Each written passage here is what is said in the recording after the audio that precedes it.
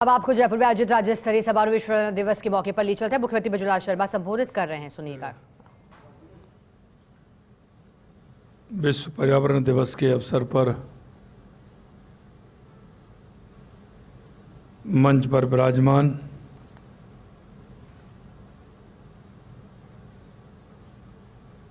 हमारे माननीय कैबिनेट मंत्री,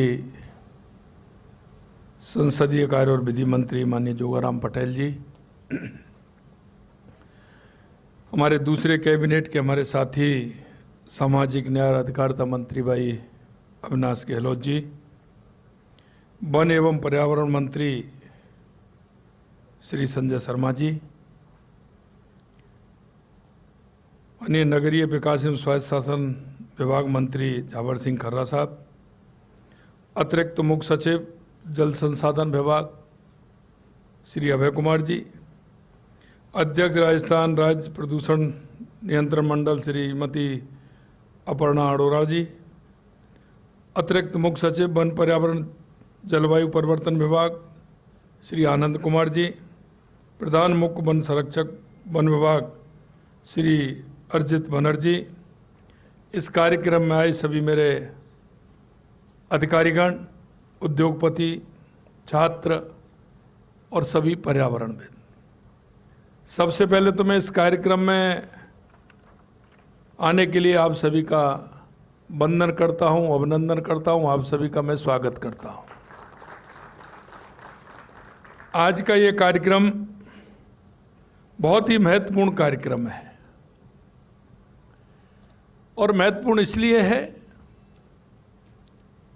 कि हम जिस विषय के लिए आज, क्योंकि विश्व पर्यावरण दिवस है, Rajasthan environment and energy conservation centre के 8वें शिखर सम्मेलन में आप सब यहाँ पधारे हैं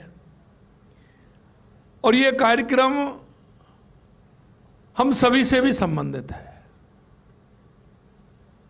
इसका हमारे जीवन में बहुत बड़ा प्रभाव है। ऐसे कार्यक्रमों से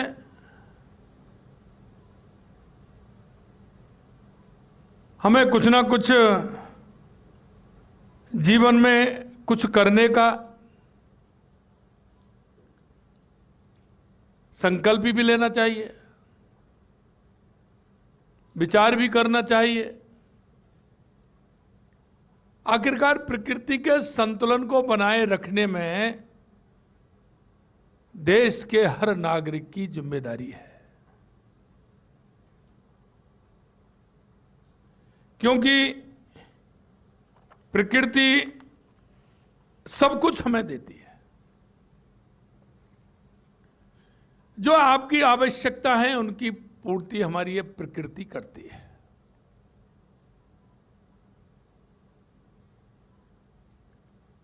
सब कुछ हमें देती है, तो इसको कुछ हम भी देना तो सीखें कि हमें हमारी प्रकृति को क्या देना है। हमें इस मिट्टी में पले बड़े, सब कुछ इसने दिया है हमको, तो हमारी ड्यूटी बनती है कि हम इसका संरक्षण कैसे कर सकते हैं। इसका संरक्षण यही नहीं कि हम सरकार में काम कर रहे हैं, हम वन विभाग के अंदर हैं, पर्यावरण विभाग के अंदर हैं, तो हमारी ड्यूटी बनती है। ये ड्यूटी हमारी हमारे परिवार में बैठ करके कुछ इसके बारे में सोचने की भी ड्यूटी बनती है। जब हम परिवार के साथ हम नाश्ता की टेबल पर बैठते हैं, खाने की टेबल पर बैठते हैं, तो हमें सोचना चाहिए कि जो हम नाश्ता कर रहे हैं, खाना खा रहे हैं, ये हमें किसकी वजह से मिल रहा है, ये कहां से आ रहा है। हम नाश्ते में सबसे पहले बात करते हैं कि हम फल खाते हैं, वो फल कहां से आ रहा है। बात छोटी है, लेकिन आपको एक देखना पड़ेगा कि हमारी नाश्ते की टेबल में जो आया है वो कौन दे रहा है। मेरे पानी का जो गिलास है, क्या पानी का कोई विकल्प है? क्या पानी आप बना सकते हैं? तो नहीं बना सकते, उसका विकल्प नहीं है, तो क्या हमें उसके बारे में सोचना नहीं चाहिए? कई बार मैं देखता हूं कि मेरी टेबल पर गिलास रखा रहता है पानी का भरा हुआ, लेकिन मेरी आदत में आ गया उसमें से 1 घूंट 2 घूंट पिया और वो पानी रख दिया। दोबारा पानी आया, भरा गिलास आ गया, उसमें से 1 घूंट पानी वो लिया और बाकी का पानी चला गया। क्या कभी हम इस पर विचार कर सकते हैं, जो मेरे गिलास में पानी आया है तो मैं उतना ही पानी लूं जितना मुझे पीना है? आप कहेंगे वो पीने वाले पानी से क्या फर्क पड़ता है? फर्क पड़ता है, पानी की एक एक बूंद काम में आती है।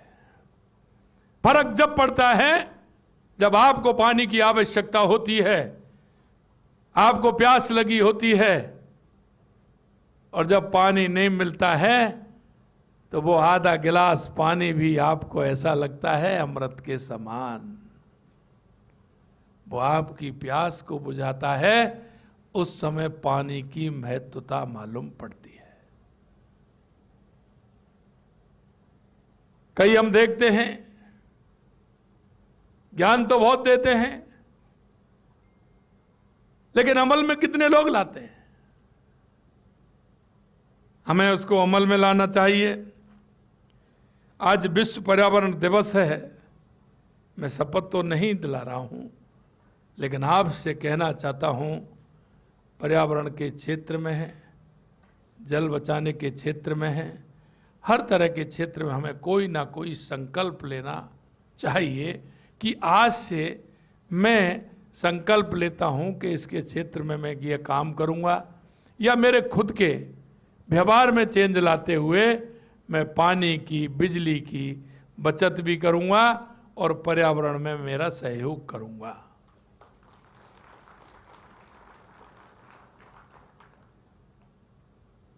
हमें पर्यावरण के क्षेत्र में जागरूकता भी लानी है, बताना भी है, तो उसके लिए अभियान चला सकते हैं। और मैं आपसे भी कहना चाहता हूं, जो मेरे अधिकारी हैं, आपके माध्यम से मैं जल के क्षेत्र में, वन के क्षेत्र में जो काम करने वाले हैं, उनसे भी कहना चाहता हूं, यह जनजागरण अभियान है। आपने देखा देश के यशस्वी प्रधानमंत्री नरेंद्र मोदी जी ने 2014 में जब स्वच्छता का अभियान चलाया था, कई लोगों ने कहा कि ये क्या कर रहे हैं, प्रधानमंत्री जी के हाथ में झाड़ू है। कई तरह की टिप्पणी की गई, कई तरह के लेख लिखे गए थे, लेकिन आज आप देख रहे हो उसका कितना बड़ा प्रभाव पूरे देश के अंदर पड़ा है। और हर नागरिक चाहता है कि मेरे घर में स्वच्छता रहे, मेरे मोहल्ले में स्वच्छता रहे। वो अभियान जन आंदोलन बन गया। हमें इनको जन आंदोलन बनाना है पर्यावरण को लेकर के। कैसे बन सकता है? हम प्रतिदिन ये संकल्प लें, 1-2 लोगों को, 3 लोगों को, 4 लोगों को इसके प्रति हम जागरूक भी करेंगे। प्रकृति की रक्षा के लिए लोगों को प्रेरित करना है, प्रकृति का सम्मान भी करना है, और आने वाली पीढ़ी को इसके बारे में बोध भी कराना है। हमारी संस्कृति, हम प्रकृति को देव मानते हैं और मानना भी चाहिए, क्योंकि जो हम आज चल रहे हैं, हमारा जो ये शरीर है, ये हमारी उस प्रकृति की देन है। और प्रकृति की देन है तो कहा है ना, चित जल पावन गगन समीरा, पंच तत्व ये बना शरीरा। हमारा ये शरीर भी उस प्रकृति के द्वारा निर्मित है। ये वही पांच तत्व इसके अंदर हैं जो प्रकृति को हम संभालने का काम हमें करना चाहिए। अगर हमारे शरीर में से भी अगर कोई एक तत्व निकल जाता है तो हमारे शरीर की स्थिति क्या होगी? अगर हमारे शरीर में से पानी निकल गया तो हमारे शरीर की स्थिति क्या होगी? यह हमारा शरीर रूपी हमारी प्रकृति है। जिस तरह से हम हमारे शरीर को जिन पोषकों की आवश्यकता होती है उसको प्रकृति को भी होती है। अगर हमारे शरीर में से पानी चला गया, पानी निकल गया तो आपके पास क्या बचेगा? और अगर हमने हमारी प्रकृति में पानी को नहीं बचाया तो फिर क्या बचेगा? हमारे शरीर में से अगर हवा की आवश्यकता आपको नहीं है, हवा लेने की आवश्यकता नहीं है, तो क्या आप हमारे शरीर को रख पाओगे? यह सारा शरीर प्रकृति की देन है और वही पंच तत्व इसमें हैं। और इसलिए हमारे शास्त्रों में कहा गया है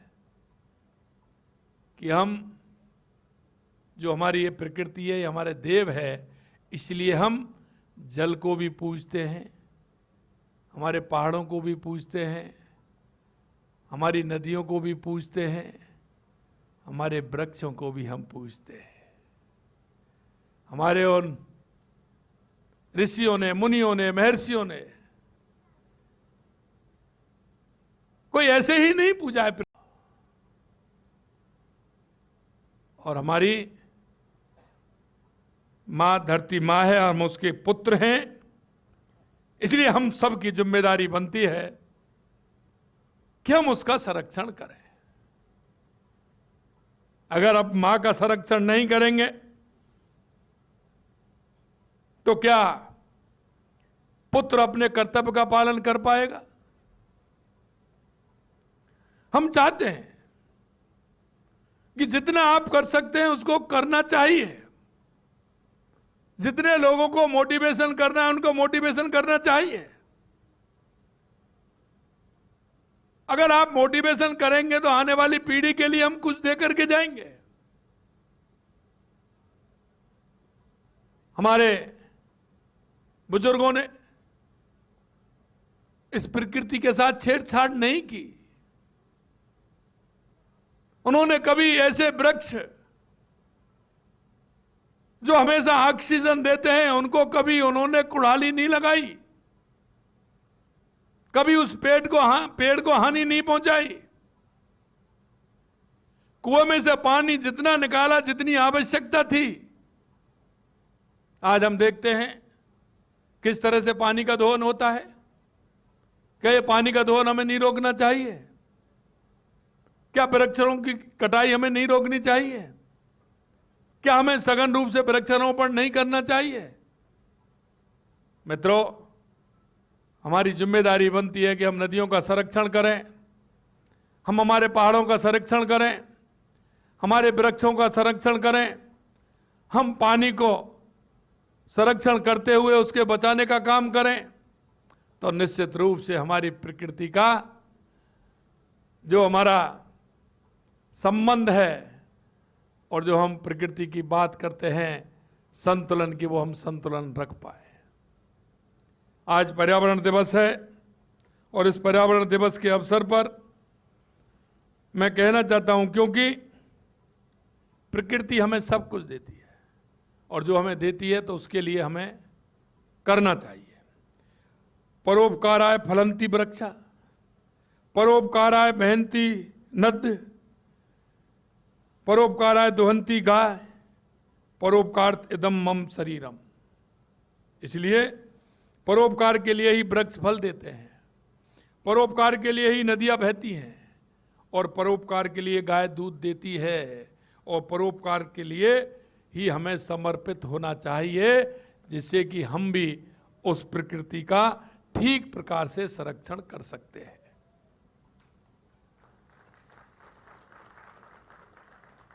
हमारे देश के यशस्वी प्रधानमंत्री नरेंद्र मोदी जी ने, आप देख रहे हैं, एक दुनिया को दिशा देने का काम उन्होंने किया है। और उन्होंने कहा है, उन्होंने 26वें संयुक्त राष्ट्र जलवायु परिवर्तन सम्मेलन में मिशन लाइफ को विचार पेश किया। जो प्रकृति की रक्षा करते हैं, प्रकृति उनकी रक्षा करती है के मंत्र के साथ मिशन लाइफ हमें एक बेहतर दुनिया के निर्माण का रास्ता दिखाया। प्रधानमंत्री जी ने पहली बार सूर्य पुत्रों यानी सूर्य की भरपूर रोशनी वाले देशों का विचार दुनिया के सामने रखा।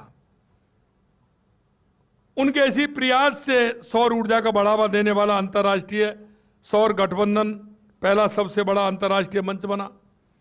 नमामि गंगे का अभियान उन्होंने चलाया, राष्ट्रीय स्वच्छ वायु कार्यक्रम उन्होंने चलाया, पीएम सूर्य घर योजना के माध्यम से जैसी उनकी पर्यावरण संरक्षण की दूरदर्शी पहल उन्होंने उसमें की है।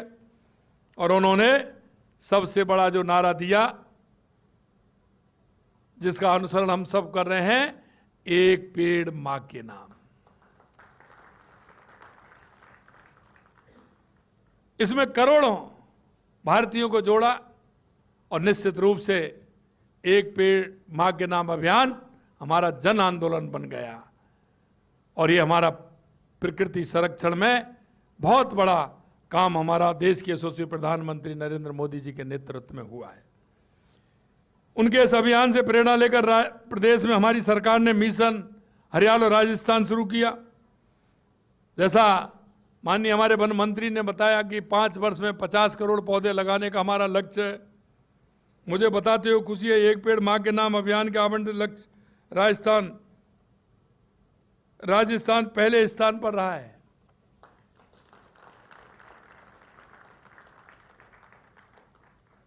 माननीय प्रधानमंत्री जी की प्रेरणा से, क्योंकि राजस्थान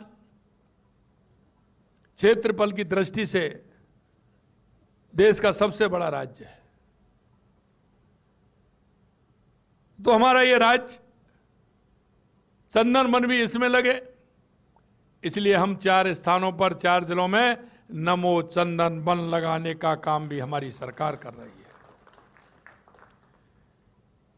हरित राजस्थान की भावना एवं संकल्प के साथ हमने पहली बार प्रदेश में ग्रीन बजट पेश किया। राज्य के समस्त जिला मुख्यालयों पर नवो नर्सरी स्थापित की जा रही है, जिससे स्थानीय स्तर पर पौधों की आवश्यकता में किसी प्रकार की कमी नहीं हो। प्रत्येक पंचायत समिति स्तर पर हम नवो वन भी विकसित कर रहे हैं।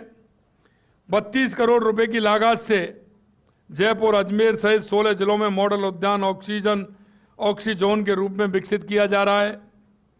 21 जिलों में गोवर्धन परियोजना के तहत बायोगैस संयंत्रों की स्थापना की गई है। जयपुर में वायु गुणवत्ता पूर्व अनुमान हेतु अर्ली वार्निंग सिस्टम स्थापित किया गया है। 30 करोड़ रुपए की लागत से 29 अमृत शहरों में वेस्ट वाटर ट्रीटमेंट प्लांट स्थापित करेंगे।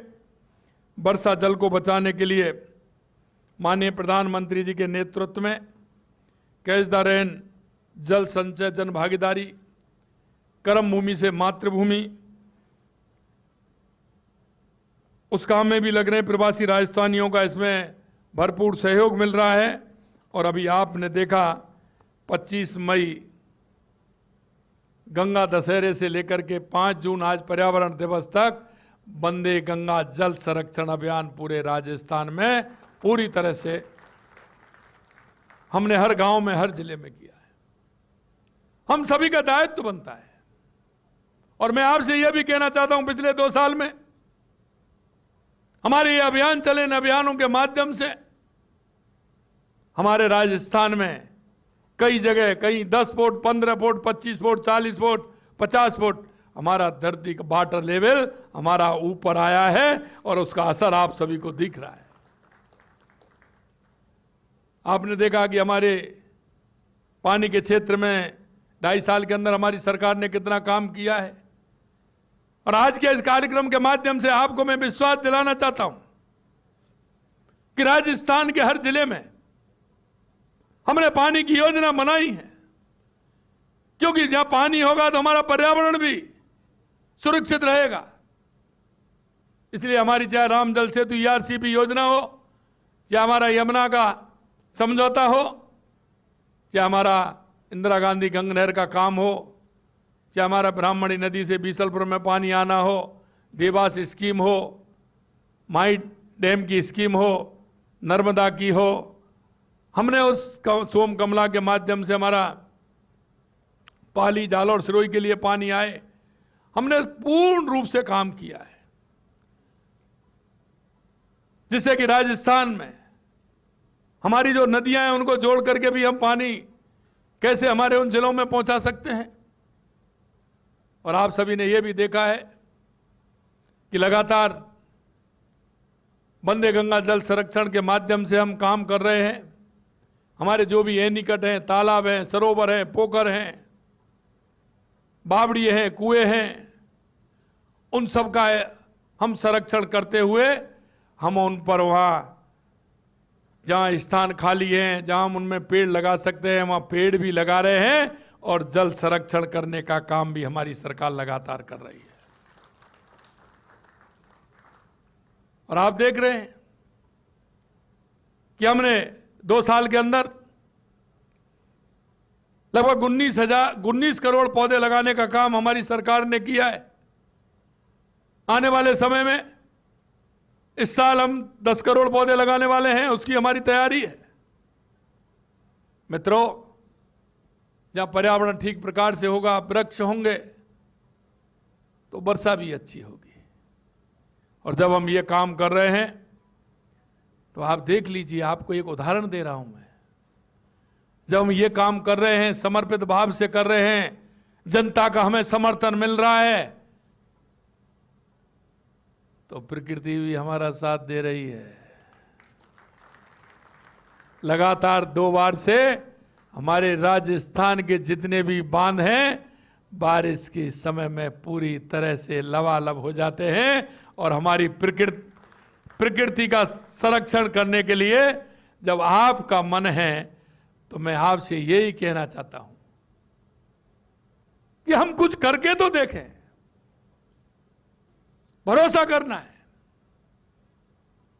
और आज मैं इस बात को कह सकता हूं, आने वाले समय में राजस्थान में पानी की भी कमी नहीं होगी, और पर्यावरण भी हमारा अच्छा होगा, और वर्षा की भी कोई कमी नहीं होगी। क्योंकि जब हमारे वृक्ष सभी जगह होंगे, घनन वृक्षारोपण होगा, तो निश्चित रूप से सघन वृक्षारोपण करते हुए हम हमारी प्रकृति का संरक्षण करते हुए हम करेंगे, तो ऊपर वाला भी हमारी सुनेगा, और लगातार सुन भी रहा है, तो हम और ज़्यादा काम कर पाएंगे। और हम किसान को, उद्योग को, उपभोक्ता को पानी भी देंगे और बिजली भी देंगे, जिससे कि हमारे काम भी होने वाले हैं, वो भी चलेंगे। ये भी मैं आपको बताना चाहता हूँ। हमने जल स्रोतों का संरक्षण, वर्षा जल संचय से नदियों, तालाब, बावड़ियों, जो मैंने बताया, ये हम कर रहे हैं। इस वंदे गंगा जल संरक्षण अभियान में 1 करोड़ 80 लाख महिलाओं सहित लगभग 4 करोड़ नागरिकों ने जल बचाने की इस मुहिम में अपना योगदान दिया है। ये कम नहीं है। अब तक 6 लाख से अधिक जल संरक्षण संबंधी कार्यक्रम, 10,000 से अधिक रात्रि और किसान चौपालें आयोजित, 69,000 से अधिक जल स्रोतों को स्वच्छ बनाया गया, 1.25 लाख से अधिक कार्यालयों एवं सार्वजनिक स्थानों पर स्वच्छता अभियान चलाया गया, 13,000 नए जल संरक्षण कार्य प्रारंभ किए गए, और 25,000 पूर्ण कार्यों का अवलोकन कर लोकार्पण भी किया गया है। वंदे गंगा अब एक जन आंदोलन का रूप ले चुका है। भामाशाहों के साथ आम नागरिक और हमारी माता बहनें भी उससे जुड़ रही हैं। मैं आपसे यही कहना चाहता हूं, क्योंकि जिस क्षेत्र में हम काम करते हैं वह हमारा अनुभव भी बढ़ता है। आज मैं देख रहा था कि जो हमारे प्रदर्शनी लग रही है, हम उसे भी बढ़ाने का काम करें। उसमें किचन गार्डन का स्वरूप आपने देखा है। मैं आप सभी से कहना चाहता हूं आप जहां भी जाएं इसकी चर्चा जरूर करें, अपने मिलने वालों से करें। जहां आप बैठ किसी से मिलने जाते हैं, रिश्तेदार के यहाँ जाते हैं, आपके ऑफिस में आते हैं, और विशेषकर माता बहनों से कहना चाहता हूं, क्योंकि आप सभी के स्वास्थ्य का ध्यान रखती हैं, सभी के स्वास्थ्य का ध्यान रखती हैं, तो आप प्रकृति के स्वास्थ्य का भी ध्यान रखना अच्छी तरह से जानती है। तो हमारा किचन गार्डन है, उसको भी हमें सजोना चाहिए। ताजा आपको सुबह टमाटर मिले, हरी मिर्ची मिले, धनिया मिले, आप उसमें से तोड़ के फटाफट रसोई में काम में ले सकती हैं, तो उसको भी हमें बढ़ाना चाहिए। आप जिस क्षेत्र में काम कर सकते हैं, मोटिवेशन करते हैं, उसमें हमें करना चाहिए। आज के इस पर्यावरण दिवस के अवसर पर संकल्प लेकर आप भी हमारी ऐसी पहलों में भागीदारी बन सकते हैं। आज के इस अवसर पर मैं आप सभी से आग्रह करूंगा कि पानी बचाएं, पौधे लगाएं, ऊर्जा की बचत करें, प्लास्टिक के उपयोग को कम करें, पर्यावरण अनुकूल जीवन शैली को अपनाएं, प्रकृति के साथ संतुलन बनाकर ही हम आने वाली पीढ़ियों को स्वच्छ वायु, निर्मल जल, हरित आवरण का अमूल्य उपहार दे सकते हैं। जब हमारे बुजुर्गों ने हमें सब कुछ दिया है, तो क्या आने वाली पीढ़ी को आप हम देना नहीं चाहते? आने वाली पीढ़ी को हम क्या दे करके जा रहे हैं, इस पर भी हमें विचार करना चाहिए। मैं आप सभी से आह्वान करूंगा, इस वर्षा ऋतु में अधिक से अधिक पौधे लगाएं, उनकी देखभाल करें, प्रदेश को हरित, स्वच्छ और जल संपन्न बनाने में योगदान दें, और हरियाणा और राजस्थान बनाने में आप सभी की और आपके माध्यम से प्रदेश के हर नागरिक की ये जिम्मेदारी बनती है कि हमारा राजस्थान हरियाणा और राजस्थान बने। उसे हमने मिलकर के देश के यशस्वी प्रधानमंत्री नरेंद्र मोदी जी के नेतृत्व में पर्यावरण संरक्षण करते हुए हमको हमारे राजस्थान को भी हरियाणा बनाना है, हमारे देश को हरियाणा बनाना है, और माननीय प्रधानमंत्री जी के नेतृत्व में विकसित भारत 2047, विकसित राजस्थान 2047 पर हम आगे काम कर रहे हैं। आप सभी को उसमें सहभागिता आवश्यक है। आप हर क्षेत्र में अपनी सहभागिता निभाएं, एक नागरिक होने के नाते। इतना ही मैं आप सभी को कहना चाहता हूं।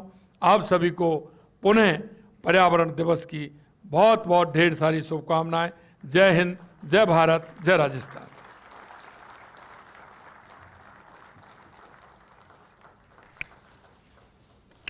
एक स्पष्ट दिशा, एक स्पष्ट संकल्प, एक हरित भविष्य, हरित राजस्थान को अपने शब्दों, भावों से परिपूर्ण करने के लिए माननीय आपका बहुत बहुत आभार।